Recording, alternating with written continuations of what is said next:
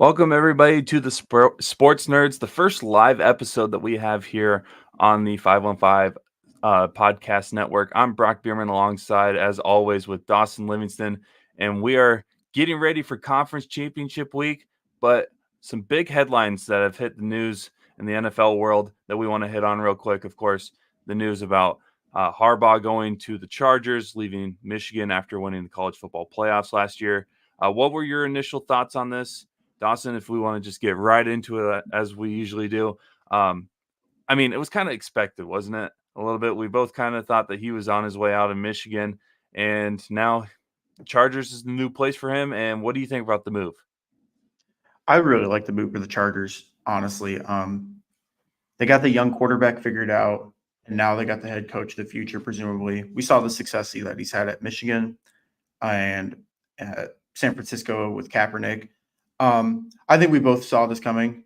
I kind of knew that with the amount of seniors that Michigan had and just the amount of talent that's probably declaring for the draft, that it was probably made the most sense to go to the NFL. And I believe the Chargers are probably the best job he could have gotten with all the available jobs out there, probably better than Atlanta and just a few of the other jobs. I really like the job. Yeah, those are probably my thoughts. Yeah, I completely agree. I think the move was probably not a shocker to me. I also thought that he was going to be on his way out if certain players were declaring for the draft, and pretty much everybody that I thought would maybe stay or would be a sign for him staying all declared for the draft anyways. So it's not shocked to see him moving there. He's going into a tough uh, division, of course, with the Chiefs and the Raiders. Honestly, I think the Raiders are in a good position for a bright future as well. The Broncos are moving on from Russell Wilson, so we'll see what their future holds. That division's always very tough to be competitive in, so we'll see what he does there. Now that you know that he's a division rival head coach, how are you feeling about that? Because he is a good coach. Like he's made it to a Super Bowl before. I wonder if he's going to be able to do it with this Chargers team. I mean, of course, they got decisions that they got to make with their roster this offseason, but man, that division just keeps getting harder and harder. You know, as an Iowa fan, I can never escape Jim Harbaugh. He is just following my teams around. I watch him beat up on Iowa every stinking year, and then obviously I'm going to have to play him twice a year when Chiefs Chargers play. Which both when those two teams play, it's always really competitive, always really close. Yeah, just it's making this division that much scarier, especially with the Raiders re-signing their interim head coach and Antonio Pierce. Yeah, this is going to be one of the tougher divisions next year. I expect the Raiders and the Chargers and the Broncos to make some significant changes in the offseason, especially the Chargers. I know we've touched on it before in previous episodes, but they're in like some serious cap stress in the offseason. They're going to be, I think, over 30 million over the cap. So they're going to have to make some tough decisions. But no, I love the move for Harbaugh to the Chargers. And literally, right as we're going live, you mentioned it before we went live that the Panthers actually made the move to hire a new head coach as well. I think it's pronounced Canales. I think Dave Canales from the Tampa Bay Buccaneers, offensive coordinator for the Buccaneers last year. So shout out Baker Mayfield getting someone a job, helping him out after the team that he's signing to go be the new head coach for was the place that got rid of Baker quicker than anything. But what do you think about that move? I don't know much about this guy. I'm not familiar with his work as a head coach or his work as a coach overall. Do you think it's a good move for the Panthers? I mean, I really like it. We saw what Tampa was able to do this year with Baker. Obviously, Carolina doesn't have nearly the same weapons that Tampa has. So that'll be interesting to see. But what's the trend nowadays? All these teams want to go with these young offensive coordinators to develop their young quarterbacks. And that first year from Bryce Young wasn't really ideal. Definitely showed his low points, showed some flashes of greatness, but overall, that roster in general was just not very good whatsoever. So I don't know. I really like the hire. Again, I don't know too much about him. I know that he was the Tampa Bay OC last year, and I mean they made it to the divisional round of the playoffs, which Only a handful of teams can say that they did. Yeah, and I mean, he's one of the few that weren't really mentioned in the coaching realms of potentially getting a head coaching job, and here he is. And shout out him able to get a job after a season where not many people were banking on the Buccaneers being a really good team, and they made it to the playoffs. And honestly, they made it a little competitive against the Lions. Of course, the Lions ended up winning in that one, but that was a really good game to watch. So it'll be great to see what he can do with that young Panthers team. But real quick before we get into like kind of recapping last week's games, the NFL just announced their finalists for all their awards, and we're going to give our early reactions. I think this literally happened like 15 minutes before we went live, so we don't know necessarily all of the finalists. So we're going to kind of have our live reactions here on this one. So for the MVP award, the finalists are Josh Allen, Lamar Jackson, Christian McCaffrey, Dak Prescott, and Brock Purdy. And I mean, it doesn't shock me really that all these players made the finalist award. I am a little shocked. Again, I get the point that he didn't have necessarily the best weapons around him, but when it comes to most valuable player, I feel like Patrick Mahomes always needs to be in the conversation. So I'm a little shocked that he's not here. But at the same time, all these players that are in the finalists have had great years. Um, I knew McCaffrey and Lamar Jackson were going to be there, Dak Prescott as well. Brock Purdy being there is great for me being an Iowa State fan. What are your thoughts on this? Do you think it's Lamar's award? Because I don't think anybody else is probably going to get any legitimate chances of getting this award.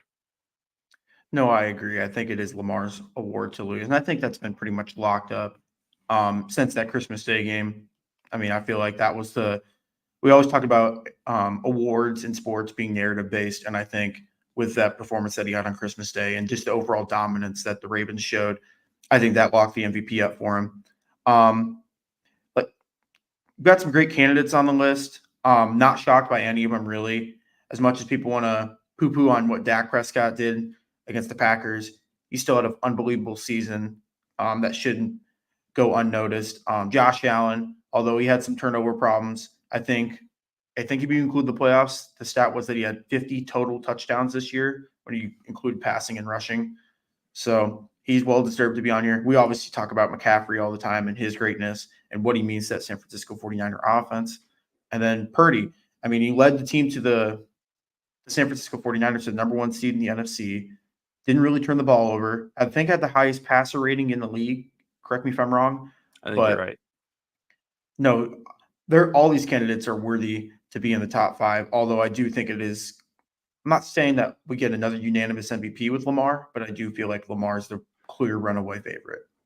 And if I'm being honest, if there would be another person, so if I had to select someone from this list of Allen, Jackson, McCaffrey, Prescott, and Purdy, if Jackson can't get the award, I'd go McCaffrey. But running backs just don't win this award anymore, and that's just kind of how the league is because he is the San Francisco 49ers most valuable player, and he's a big reason on why they're in the NFC Championship game this weekend.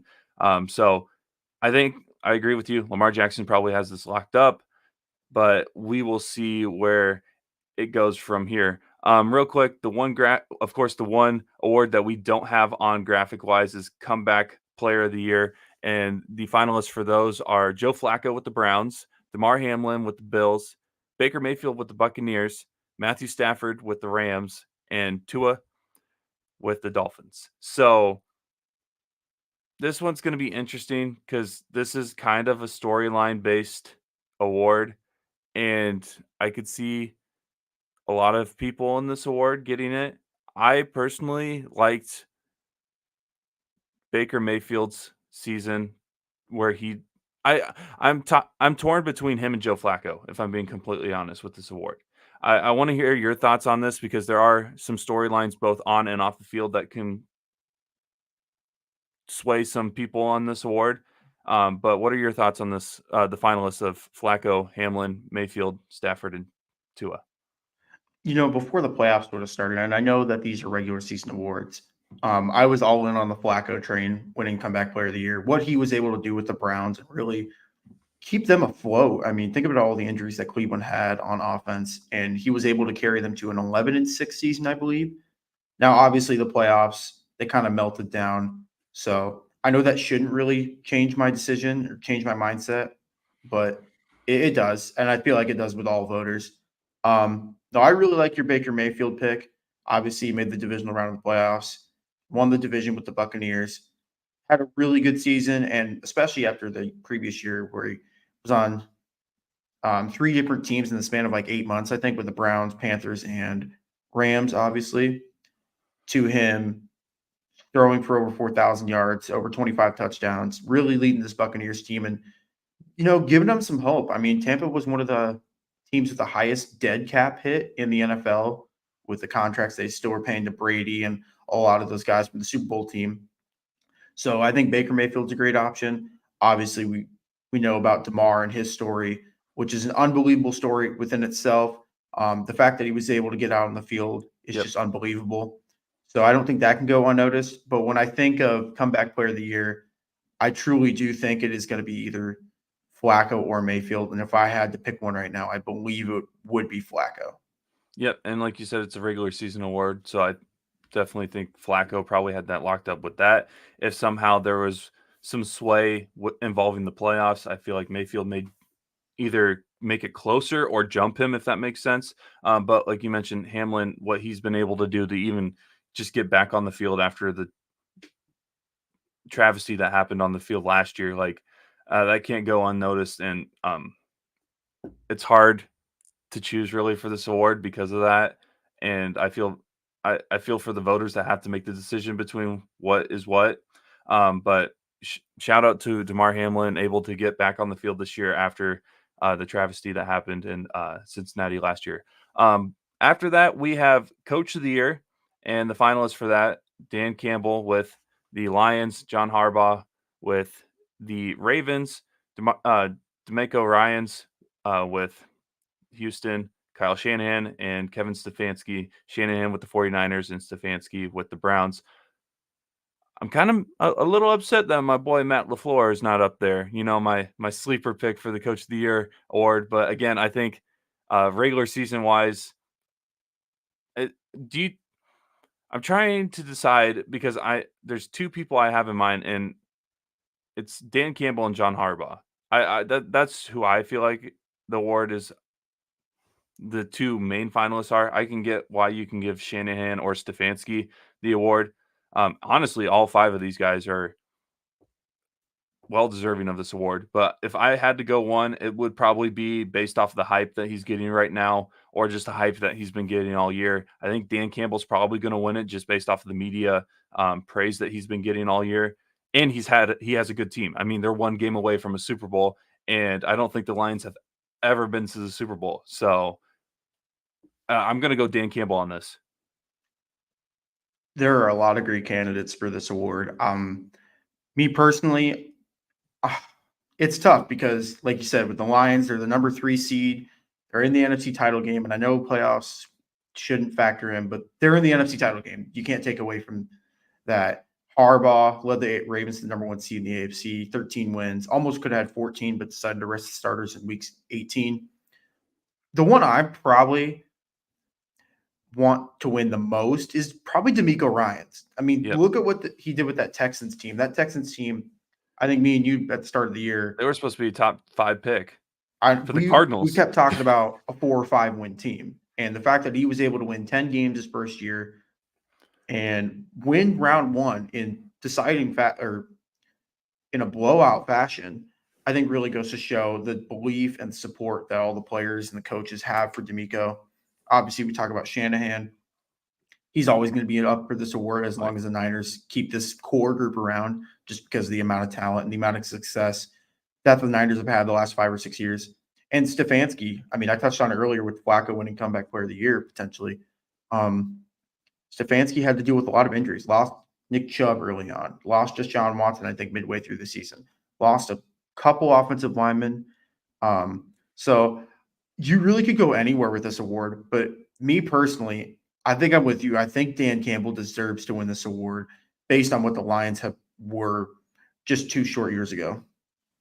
And I feel like a lot of these awards are kind of like narrative driven, where like the storyline is great. The award is probably going to go that way, and the Lions story has been amazing the last couple seasons. So this isn't necessarily just based off of this season. I feel like it's the culmination of everything that Campbell has been doing over the past couple years with this team. And the future's bright with this team. Of course, we'll get into our talks about the NFC Championship game with the Lions and the 49ers, but I think off the narrative, I think Dan Campbell's probably got this wrapped up. After that, we have Defensive Rookie of the Year, and we got some great nominations for this. Will Anderson with the Texans, Jalen Carter there with the Eagles, and then Joey Porter Jr. with the Steelers, Kobe Turner with the Rams, and Devon Weatherspoon with the Seahawks. I want to get your thoughts on this first because both of our predictions were our finalists in this one. So I want to see what you have and who you think is going to probably end up getting it. Yeah, at the start of the year, I was a big Will Anderson guy. Didn't think that they would have the team success as they did, but he was a huge part of that. So you got to give credit to that. Obviously, we knew what Jalen Carter was coming into the draft, and the fact that he went to the Eagles. I mean, he was set up for success with all the defensive linemen that they have. Guy I really liked in the draft was Joey Porter Jr. He obviously played really well for Pittsburgh this year. Shout out to the Rams for the Kobe Turner selection and him playing really well this year. I don't think any of us really had him on our radar for Defensive Rookie of the Year, but the Rams had kind of a shocking year. They were one of the hottest teams to finish in the NFL. They unfortunately took the loss to the Lions at the wild card, but still a great season for them. And then Devin Witherspoon, one of the best corners that was in this draft, I think went 5th overall to Seattle, if I'm correct. Another great player. Again, I feel like with this award, you really can't go wrong with any of the selections, but I probably would lean towards Will Anderson at this point. I don't know if he is the betting favorite, but that's just my personal pick. Yeah, and really how the Texans finished their season versus how some of these other teams. I mean, the Rams had a great finish to their season, but the Eagles kind of fell off. And I definitely think Will Anderson is probably going to win this award too.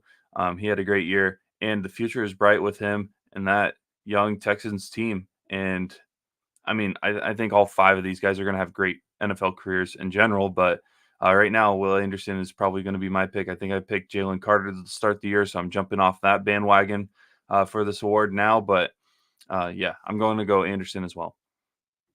Now we got Offensive Rookie of the Year, and I think this is going to be an interesting one just because some of these players probably didn't get as many touches as they probably should have, or and that's for many different reasons. Maybe that's coaching decisions as well as other players on their teams stepped up as well. But the Lions got 2 rookies up for Offensive Rookie of the Year, and Jamar Gibbs and Sam Laporta.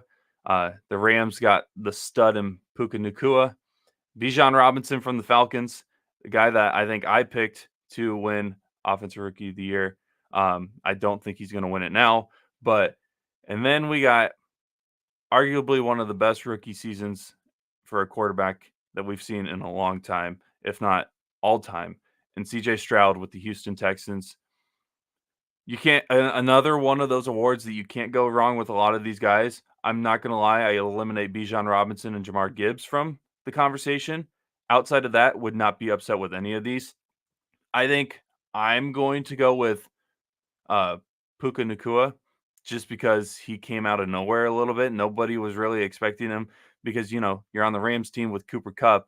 Not many people are expecting you to be the guy, and he kind of has established himself as maybe a future the guy for a team. Yeah, you hit the nail on the head.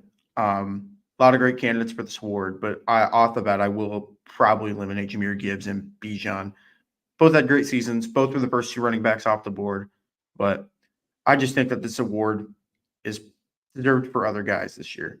Sam Laporta, we talked about, he finished 2nd team All-Pro, had a great season for the Lions, was one of the main focal points of that offense through the passing game.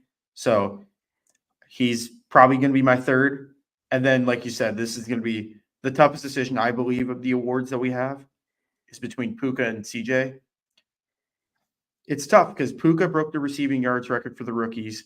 Stroud led his team to a 10-win season when no one really ever saw this coming from the Texans. but I do believe Puka is deserving of the award because, like you said, no one really thought he was going to be the guy. I think he was a fifth round pick out of BYU. No one saw this coming. I don't think any of the Nope. preseason odds had him in the top 20 to top 30. So I think after all of that, I think Puka Nakua is the most deserving of this award. I completely agree. But at the same time, if CJ would to get it for whatever reason, I wouldn't be completely upset about that. I feel like it's between those two, even though Sam Laporta had a great year and he's going to be a threat on the offensive side of the ball for years to come with that Lions team. Um, I I expect Gibbs and Robinson to probably have not necessarily bounce back years because again they're rookies. You can't expect them to be like unbelievable right away. Gibbs, of course, has to play with David Montgomery, who's had a great year as a running back as well. So that doesn't help him whatsoever. He's been playing great though in the playoffs. Gibbs has had some pretty decent performances. Robinson, of course, didn't make the playoffs. He kind of disappeared a little bit midway through the season. And I mean, I think a lot of that had to do with the coaching style and Arthur Smith, who is no longer with the Falcons. So if they can get a good coach that can find the way to run the ball, Bill Belichick, um, the future is bright as well with Bijan Robinson. But after that, we have Defensive Player of the Year, and I mean, man, I'm so happy I don't have a vote in any of these because it would be so hard to pick some of these. Darn Brand, Bland, sorry, with the Dallas Cowboys, who I think broke a record for most pick sixes or just picks. I can't remember what exactly the record was. I think it was Um, pick sixes.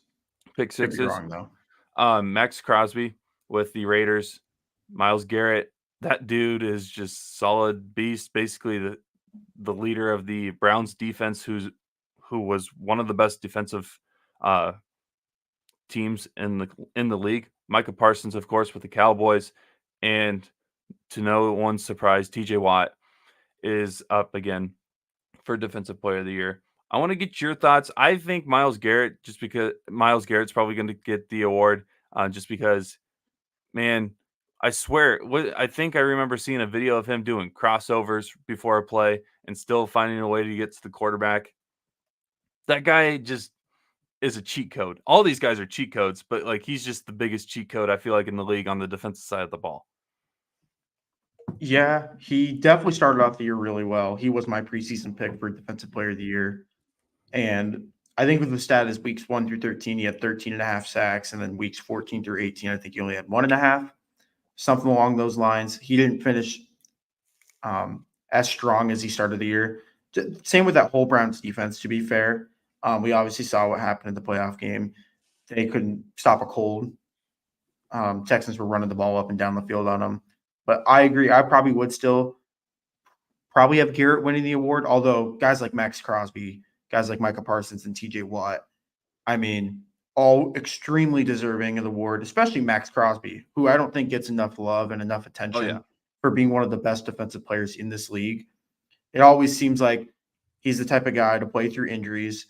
I remember earlier in the year when Chiefs versus Raiders, he was doubtful the entire week and he was projected to be listed out. And then an hour before the game started, they listed him as active. I'm like, that takes some real dedication and real perseverance throughout the week. If you're listed as doubtful the entire time with a pretty serious injury, I don't remember what it was, but I know it's substantial enough where he was projected to miss this week and then the following week. But the ability for him to just come back on the field was just insane in itself. And a guy I haven't even mentioned yet is Deron Bland. We know he broke the pick six record. He was on the great Cowboys defense that, again, he's in that same category as Miles Garrett, where I know this isn't a playoff. You're not supposed to include the playoffs, but I mean that Cowboys defense gave up 48 points. Like, that's not ideal when you're thinking of Defensive Player of the Year. But again, you can't go wrong with any of these options, but I would probably lean towards Miles Garrett for this award. I completely agree. And he's going to probably be the favorite next year as well, just because how um, big of an impact he has on the defensive side for the Cleveland Browns. Finally, we have one of my favorite awards because it's not just quarterback driven, even though we have a couple quarterbacks in here. Offensive Player of the Year. Tyreek Hill with the Dolphins, who had an amazing year, was going to shatter some records if he didn't get hurt. Lamar Jackson with the Ravens, CeeDee Lamb with the Cowboys, Christian McCaffrey with the 49ers, and Dak Prescott with the Dallas Cowboys. I don't think either of the quarterbacks are going to get this award because I feel like it's one of those things where it's like they kind of have to give it to someone else because the quarterback award is the MVP award, unless Lamar or Dak would have had an amazing season where it's like foregone conclusion you can't give it to anybody else. But for me, I think Christian McCaffrey deserves it. I could see conversation for Tyreek Hill, obviously, because injuries kind of hurt his season. Christian got hurt too, but Christian McCaffrey almost had 1,500 yards, 14 touchdowns, um, almost had the number one most carries in the league. I just, without him, the 49ers, I don't think are in the position that they are in right now to win the NFC Championship game. And again, I know this is a regular season award, but even the regular season, without him, they are not set up to be the first seed heading into the playoffs. I still think this 49ers team would have been a playoff team without him. But right now, they're shaped, they are put together well to potentially win the Super Bowl this year because of Christian McCaffrey. Yeah, and I'm just gonna. I agree with most of your points. I do think it's a three-person race for this award. As good as Lamar and Dak were this season, this award's kind of meant for receivers, running backs, and tight ends for their outstanding seasons. I think there's only been a few times in NFL history that the quarterback has won both the MVP and the Offensive Player of the Year. The most recent one I think is Mahomes' first one. I know the year that Which he he turned 50. deserved.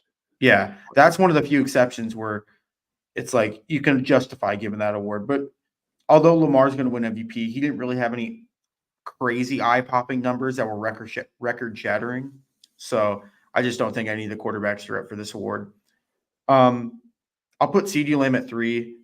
He had a great season with Dak and the Cowboys, but I think, like you said, I think it's a two-person race. I would probably lean McCaffrey just because of how important he is to the Niners. But if you would have asked me this award 3 or 4 weeks ago, I probably would have went Tyreek.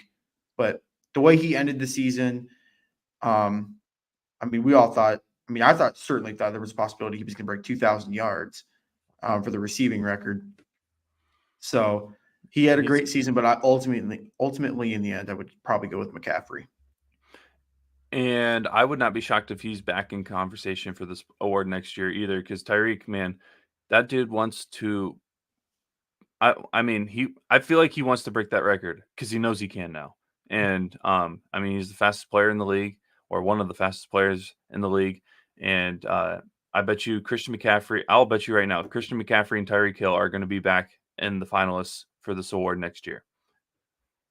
But that's pretty much it for the awards side of things for the NFL currently.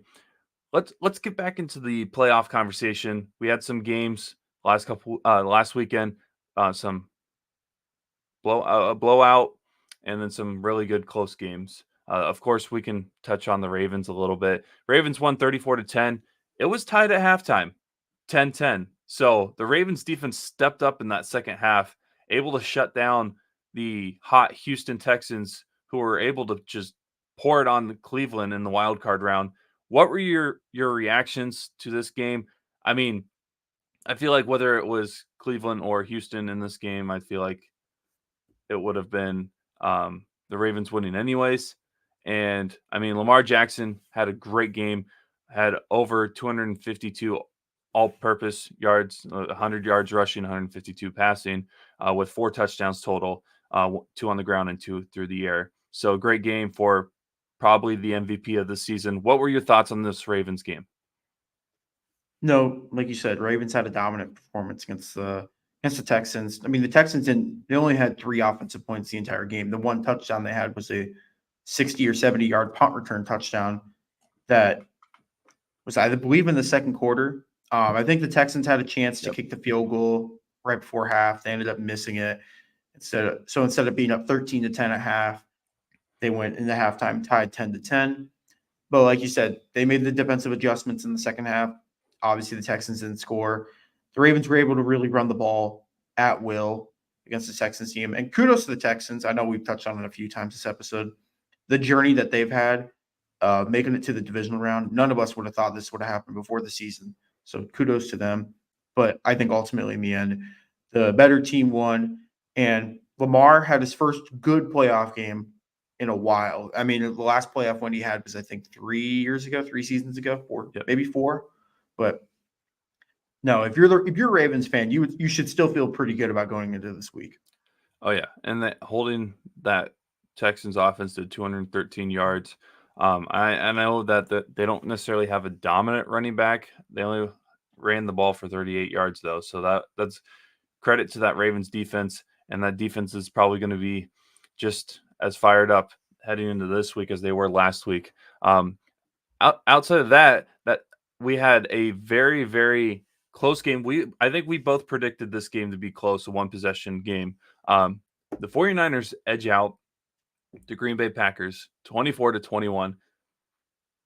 I think I'm going to say it, and you can correct me if I'm wrong. I think that day, not on paper, but that day, I think the better team lost. I mean, I kind of agree with you. The way that the Niners played that entire game just didn't look like the Niners football that we had seen all season. I mean, if Anders Carlson doesn't miss that field goal, that's a 7-point game with just a few minutes left. And the Packers even had a chance at the very end to drive the ball and kick the game tying field goal. But no, dude, the Packers are another one of those stories, kind of with the Texans, where no one really saw this. So kudos to them for making the divisional. But yeah, I do agree with you on that. As crazy of a take that is, I do think the better team lost that day, just because I think the Packers clearly outplayed the Niners, and maybe it's because the Niners were overlooking the Packers and looking to next week, but I do think the better team lost. And for people that don't know, I'm probably the biggest. I'm a Cardinals fan, but I'm probably the biggest 49ers supporter on this podcast. I know that you're rooting for the Chiefs to win the Super Bowl, but I've been on the 49ers all year long, and for me to say that, like, it hurt me to say that, and a lot of that had to do with Debo getting hurt, and it'll be interesting to see if he plays this weekend. I haven't seen any of the recent reports. I think he's going to play. Don't bank on it, but I would expect him to play, and how big of a game that is. But Brock Purdy, credit to him on that final drive of the game, able to secure the win for the 49ers. Christian McCaffrey had a decent game, only 98 yards, but had 2 touchdowns on the ground. George Kittle doing George Kittle things. But, I mean, everybody's talking about Jordan Love not necessarily playing the best. And it wasn't his best game whatsoever. And he had 2 interceptions. Those 2 interceptions were some stinkers of a ball thrown. Brock Purdy had 2 stinkers that were dropped by the Packer defense. So, while I want to give Brock Purdy his praise for this game, and again, I'm a huge Brock Purdy fan, it was not necessarily his best performance either. But that final drive for him was very strong, which, if I'm anybody, if I'm a 49ers fan, that builds my confidence back up heading into this week. Yeah, and me personally, I wanted to see how Purdy would react if they needed to go get a score, like a touchdown to win the game. I don't think he'd been put in too many positions like that. So the fact that he was able to respond and take his team down the field and score that touchdown really put a lot of faith. And my belief in Brock Purdy just kind of went up in how I view him. Ooh, So ooh. kudos to him for getting that You got faith touchdown. in And Brock Purdy now?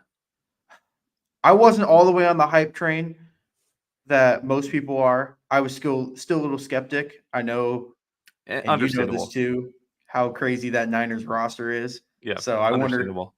So you can understand why I'm a little hesitant, but no, last week provided way more faith for me and Brock Purdy. So, and now they get to play this week against the Lions. The Lions don't really have a great defense. I mean, they got some really good players on that side of the ball, and Hutchinson and Alex Anzalone and guys like that. But I don't know. It's gonna be a test. This game versus the Lions could easily be in the mid-30s to high 20s. Yeah.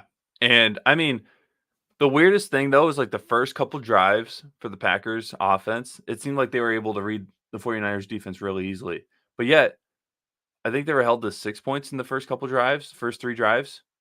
Only 6 points in the first half. It was that third quarter where they were really tearing them, not necessarily tearing them apart, but like reading them more. Um, so the 49ers, if I'm a 49ers fan, those first couple drives where the Packers were able to drive down the field and yet only get 6 total points in the first half, I'm feeling good if I'm a 49ers fan with that defense. And I mean, it's going to be a big game. Brock Purdy is going to have to step up. I have full confidence that he will because Brock Purdy has done it before, and he showed it last week that if he's down, he can find a way to win a game. Uh, but yeah, it was we both said it was going to be a close game, and like you said, kudos to the Green Bay Packers for a successful season. And man, if they go from Favre to Rodgers to Love, and Love ends up being another Rodgers. Like, man, the Packers just get so lucky with this quarterback stuff. And then you look at a team like the Bears that hasn't had a 4,000-yard passer in the history of their Yep, franchise. So yep. Uh, excuse me. Out going to the Sunday games, we had another great game. Buccaneers and Lions. Man, Detroit was rocking. That was one of the few times. Kansas City always has it because Kansas City, I think, in my opinion, has right now the best fan base or best home field environment. The Lions are coming for that title because their environment for that game felt like a college football game. I don't know about you, but like it was from the start. And again, a lot of that has to do with they don't make the playoffs that much. They don't win much. So the fact that they have something to cheer for this year, their energy is turned up. They were able to sneak out a win. I mean, they had a double-digit lead at one point. I mean, a two-possession lead at one point. So I don't know if you can consider it a sneak out.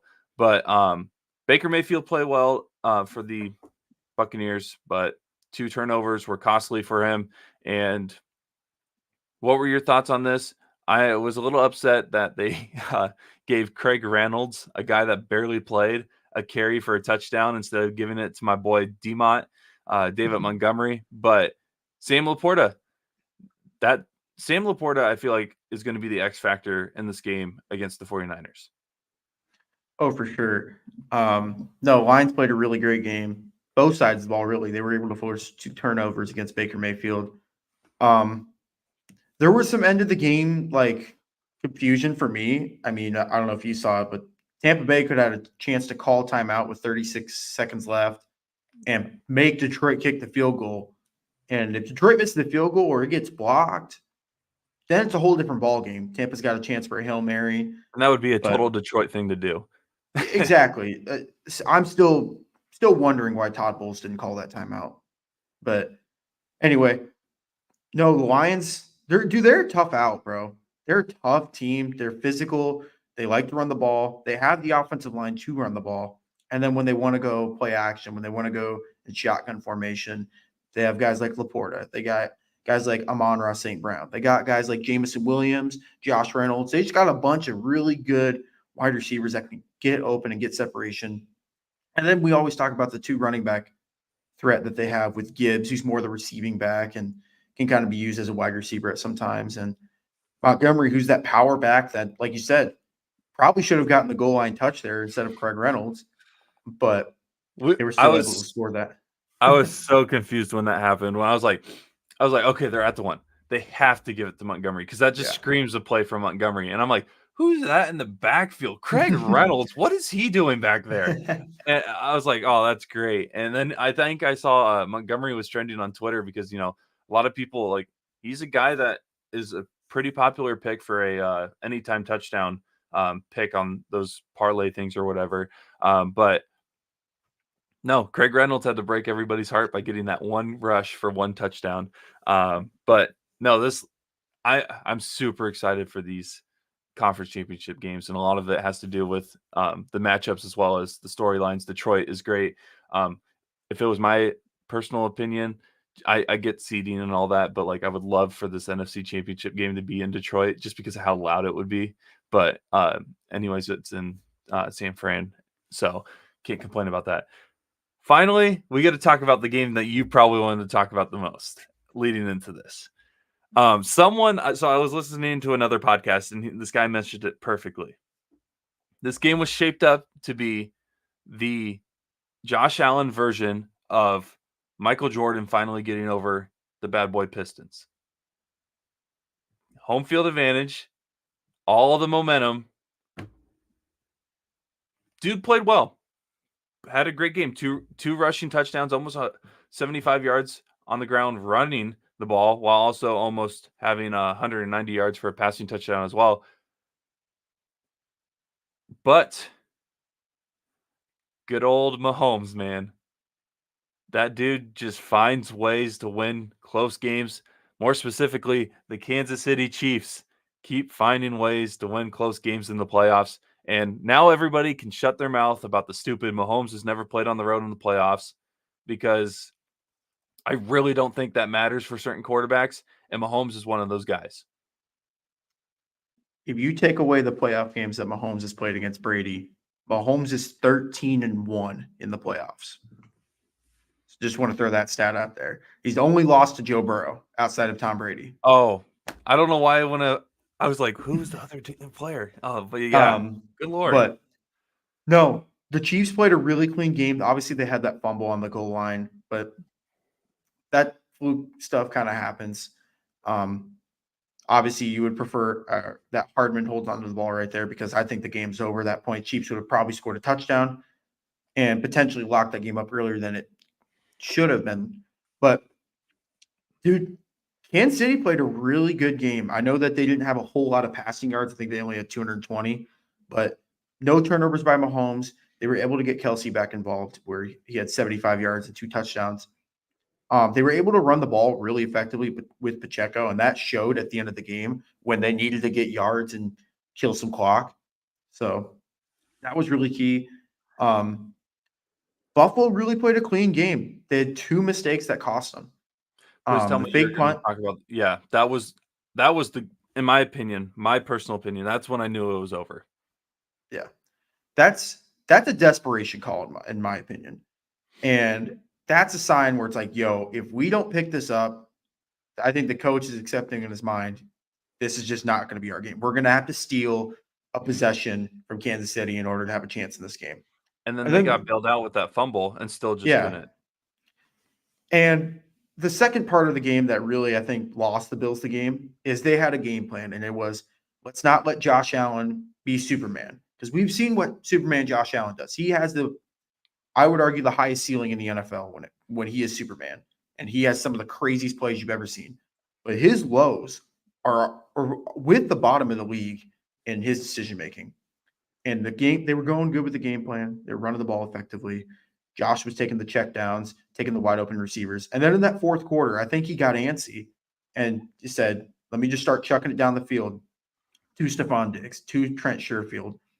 And who knows, if those receivers catch it, it's a totally different ball game than what we're looking at. And then I think it was 3rd and 9 on the 20. Allen rolls out, isn't able to find anyone, throws out of bounds, and we obviously know what happens after that with the Tyler Bass missed field goal. But it was a great game for both sides. I still have a lot of confidence in Kansas City. They did have some injuries that are a little concerning that could affect this week, but overall, I think it was a great game by the Chiefs and a great game by the Bills. So I'm superstitious. I try to claim I'm not, but I am. That's just how it is. I am when I broadcast. I am when I watch games. I am when I look at stats prepping for a game. When they put the lower third on Tyler Bass's inside whatever, 9 for 9, I lean over to the person I was watching the game with. I told her, he's missing this. Yep. And what happened? He missed it. Yep. I knew exactly what was going to happen from that moment, and I feel so bad because Tyler Bass is a really good kicker. I think he's one of the best in the league, and yet he's going to get harassed the rest of his life for that kick. When in reality, the wind was a factor that whole time in the kicks. Because he was it Kansas City or Buffalo that made the first field goal of the game? I can't remember for sure. It was Buffalo because they Okay. started out the game. Yep. They started out with the ball. So his first field goal almost missed too because of the wind. You could see it hook. And so I don't want anybody, and I'm someone that has had a history of complaining about kicking in football. So I guess I might not have room to talk. But nobody should be hating on Tyler Bass. Honestly, and Josh Allen even said it. Like he should have put the team in a position to win. So and they didn't. That's just what happened. That fourth down play though, I can't get over. That was so dumb. Was it 4th and 5 and they did it? Mhm. And it was just not organized whatsoever. Would have been cool if DeMar Hamlin could have picked up a first down, like storyline lies, or like made a big play. But unfortunately, that's not what happened for the Bills. Going to put you on the spot. Has the window closed for Buffalo? The Because window. I know you like hating on the Bills. I do. Are they your least favorite team in the NFL right now? Just right now. Yes. So, is the window closed? When they played the Chiefs earlier in the regular season and when they were 6-6 or something around there, their window was this far open. And I'm not exaggerating. If they would have lost that game to the Chiefs, if Tony wasn't offsides, that window's shut because I don't think they would have made the playoffs. Now, I think the window's shut. I think they're done. Just the cap situation that they're going to have to deal with. Allen's contract, I think his cap hit this year was $20 million. I think next year it's $47 million. And you're still paying guys like Von Miller, and you're still paying guys like Stephon Diggs, who knows if he stays in Buffalo, but you're going to have to start paying all these guys. But I do think the window is closed for Buffalo. So is Josh Allen Phillip Rivers? I would say so. Not same skill set. No, I get what you're saying. Where he has a couple AFC title runs and then just kind of stagnates in his career. No, I agree with that. This whole Brady Manning thing, first of all, I need to address that. That was one of the dumbest comparisons I think I've seen all week. I said that too while I was watching the game. I was like, that's so dumb. It's not the argument is that Brady had all the rings and Peyton had all the regular season success. But here's the thing. Mahomes is Brady and Manning. Mahomes has all the rings, and he has the MVPs and the All-Pros and the Pro Bowls. They just wanted to put this narrative with Allen to prop him up because they want that new rivalry. I think the closest thing to Brady Manning is Mahomes Burrow. I don't think it's Mahomes Allen. I think it's Mahomes Burrow all day, every day. Yeah, I can't say anything. I'm not necessarily the biggest Burrow fan. I think I've mentioned that before on this pod. But I could see that. Yeah, I could see that. We could be, and who knows, we could be shaping up right now for the new Manning that's another Brady thing too. Rivalry this week. I think Lamar's a closer comparison to what Manning is in this Brady Manning argument than Allen is, because at least Lamar is presumably going to have a second MVP. I think the youngest player ever to win his second MVP, I think he's just going to be 26 or 27. So this Sunday is going to be a crazy good game between those two teams. And I mean, we talked about Phillip Rivers, like Josh Allen fitting that Phillip Rivers mold of just doing stats. Great player, stats, but Ward's not going to happen, and Super Bowl's not going to happen. And if in that AFC, man, if you don't win those awards or get those accolades, like you're going to be forgotten. And right now, Josh Allen might start being forgotten, especially, and this is not me jumping the gun, especially if the Ravens win the Super Bowl this year. That's another quarterback in the AFC that has made the Super Bowl and won the Super Bowl before Josh Allen and the Bills. Well, since the Bills made the AFC title game in 2020, or that 2020 season, Mahomes has been to a Super Bowl, Burrow has been to a Super Bowl, and if your situation's correct, Lamar would have been to a Super Bowl.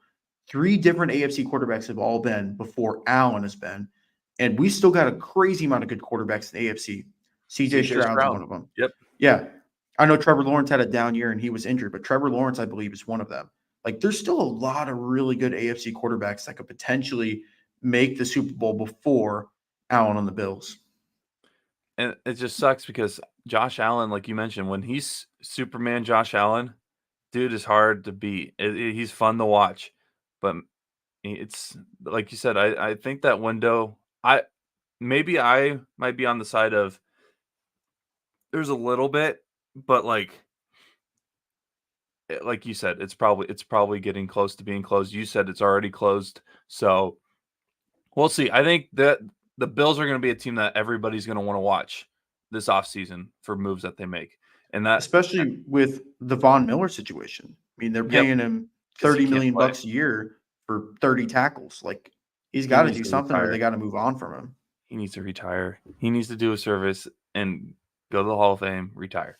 But no, I feel bad for the Bills because that fan base has been tortured like nothing else. And unfortunately, your Kansas not unfortunately, because I'm happy because I had the Chiefs making the Super Bowl before the season. You did too. Real quick, do you want us to get canceled real quick? Let's hear it. This that Travis Kelce did after he scored was not directed to Taylor Swift. It was definitely directed to Jason Kelce. Who knows? Trust me, Who man. knows? Trust me. I'm all in on the Jason Kelce. That was definitely for Jason Kelce, not for Oh, Taylor for Swift. sure. But let's get in before we wrap up here. Let's get into the NFC Championship game preview, and then we'll preview your Chiefs game. Detroit, San Francisco. In San Francisco, I'm not gonna lie. If I could pick the best, this would be the best NFC Championship game, and I'm super excited for this game. Real quick, shout out my former boss at the Alumni Association, Matt Van Winkle, for the comment on our live stream. I want to get your thoughts on this. I'm going 49ers because I picked the 49ers to win before the season started. I had a 49ers Chiefs before the season started as well, so you can probably assume who I'm going to pick in the AFC title game.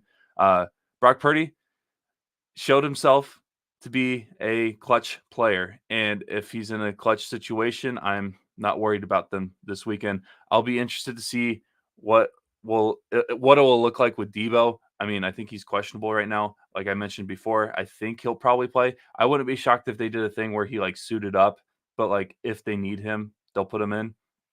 But Detroit, you can't sleep on Detroit either. I mean, they've been making noise all year long. Jared Goff is probably one of the most underappreciated quarterbacks in the league.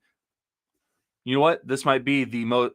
If there was a name for this game, it'd be the underappreciated bowl for the quarterbacks, because Brock Purdy gets slandered all the time, no matter what he does, and Jared Goff just doesn't get talked about. No, I agree. There's the graphic out there that Goff was the first overall pick in 2016 and Purdy's the 259th overall pick in 2022. I don't think they've ever had the number one overall pick and the last pick in the draft play in a playoff game before.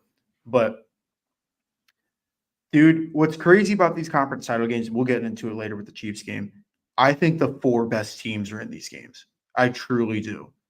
I know that everyone wants to talk about the Bills and the Cowboys, and I know I picked the Cowboys to make it to this far, but Cowboys weren't one of the best teams. I'll be the first to admit it. I think that we have a great NFC title game. I know that the spread is 7.5, which is a little wild for me, just because I think they're underselling what the Lions have done this year. And if there's one quarterback that knows how to play the 49ers, would it not be Jared Goff, as he has played the Niners, handful of years since 2016 to 2020? So he knows what the Niners play like. He's played against Kyle Shanahan. So that will be interesting to see. And he knows how to play in that stadium. I don't think that can be understated either. It's a So tough place to play. exactly. Yeah. The Niner faithful are going to be loud this weekend. I probably won't go Detroit to win, but although I would take them to cover the 7.5 points. I think that Vegas is underselling the Lions' success and what they've done this year, but I expect a great game.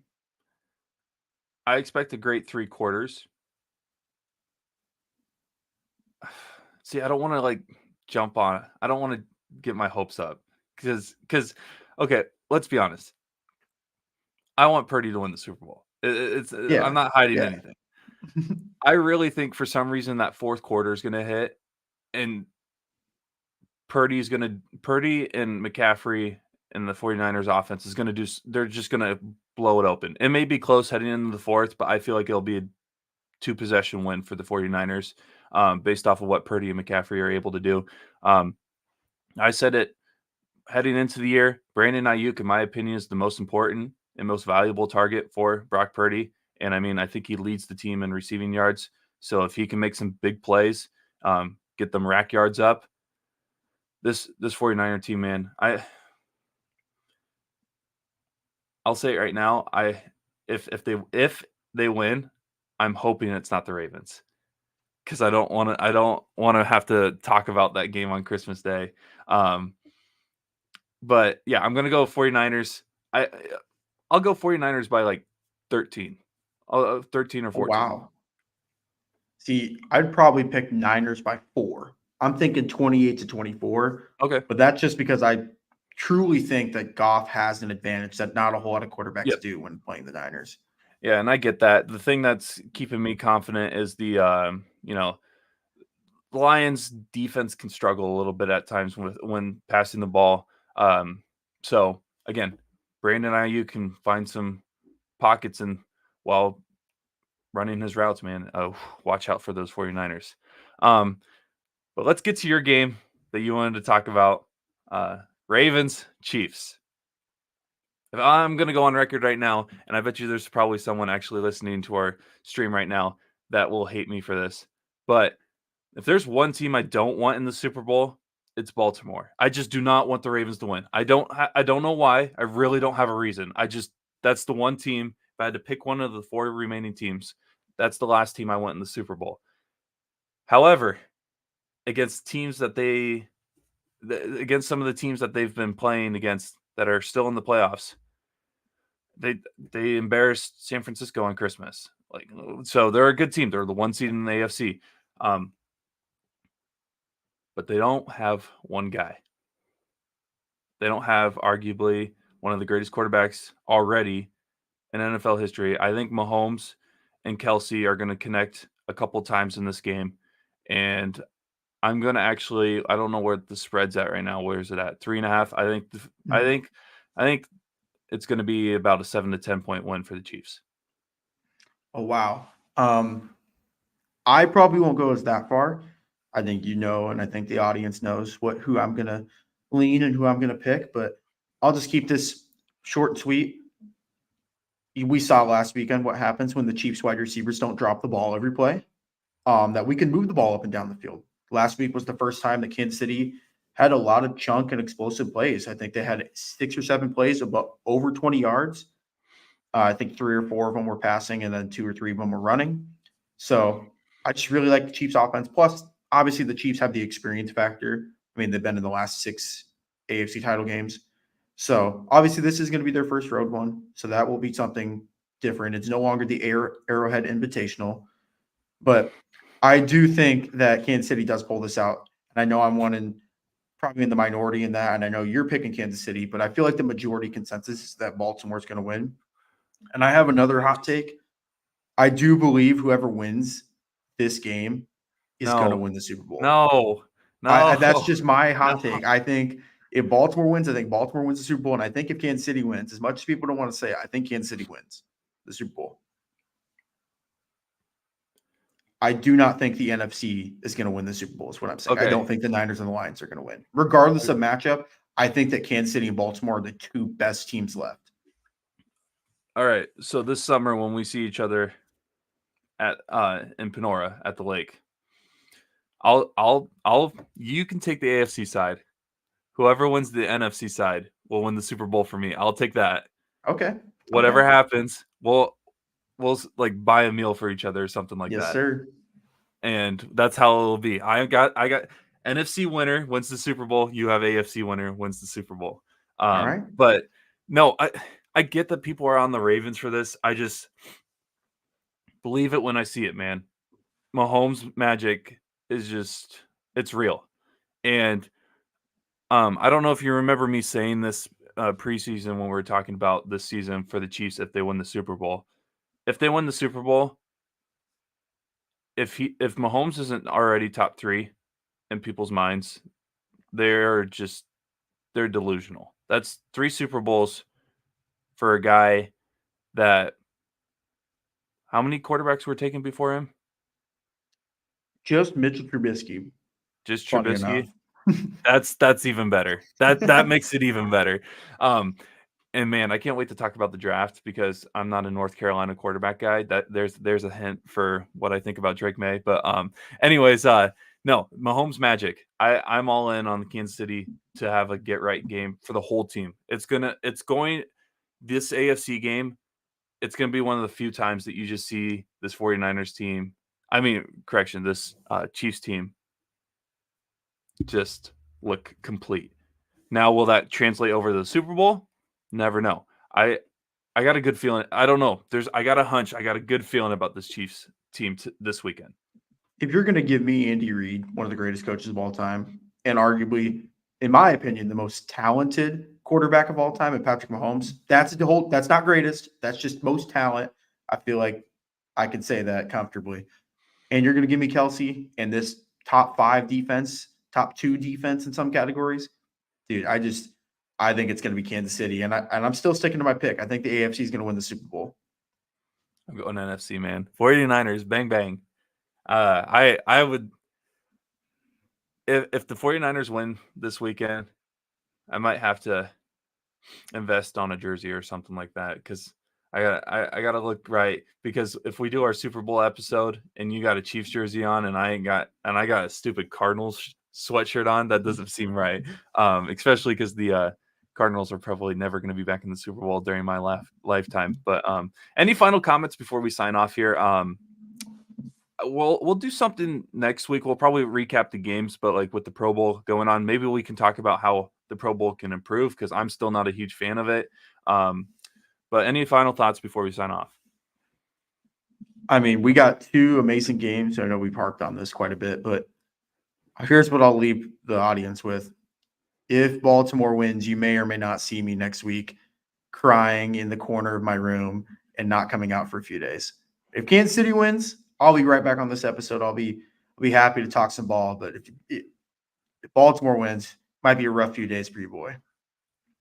I got a question for you. If we give you the login info for our social media account on Instagram, will you do like a story Post-game reaction? Well, not necessarily that, but like throughout the game, like your reaction to things or something like that. Would you be interested? I could maybe do that. If you're not interested in that, don't worry about it. Like I can do that for the 49ers too if that makes it entice you to do that and then do that, yeah.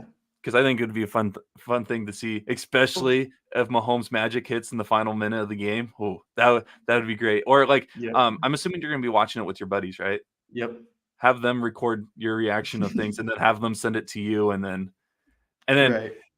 of course, we got to keep it PG. So if you're saying things, No, we can edit that out. But no, I think it'd be great because again, what we're trying to do with this is trying to expand our content a little bit. I don't know if you know this, but like Max, the guy I do the 515 with, we're big professional wrestling fans. We're doing a small mini pod tomorrow previewing the pay-per-view event that's happening on Saturday. But no, did you real quick, I guess the worst thing about this unlimited time thing that we have unlimited time, so it's kind of hard to just kind of end it. But did you go to the Iowa game last night? I did not, but I kept checking the score on my phone, and I saw that we didn't score the last 5:40 of the game, so that wasn't fun. Did you see the person that was reading the newspaper in the crowd? No, I didn't. I know that Carver video tends to struggle to fill the student section, and I've been to a couple games. I went to the game on Saturday against Purdue, and that was a lot of fun. But I know that when it's during the week on like a random night, like a Wednesday or a Tuesday, Carver doesn't usually generate. Now, women's basketball is a totally different. Yes, Carver sells out all the time. Like I can hardly buy student section tickets for the women's basketball, but yeah, that's something that Carver usually tends to struggle with is not a whole lot of interest from the men's team this year. Hey, when you got Caitlin James LeBron Clark. Caitlin Clark as your best player. I can see why they sell out all the time. No, that's a complete joke. I talked about it yesterday with Max. She's the biggest name in college basketball, both men's and women's right now. So, but yeah, we'll be back next week, recap a little bit of the NFC and AFC title games. You're on 49ers, right? So we're both agreeing that we're going to stick to our 49ers Chiefs Super Bowl predictions for our playoff predictions that we did. Of course, now we got a little bit of a wager with you taking the AFC side, me taking the NFC side to win the Super Bowl. But we'll be back next week to preview a little bit about maybe talk a little bit about the Pro Bowl, as well as preview potentially the Super Bowl. For Dawson Livingston, I'm Brock Beirman. We are the Sports Nerds here on the 515 Podcast Network, signing off for the week.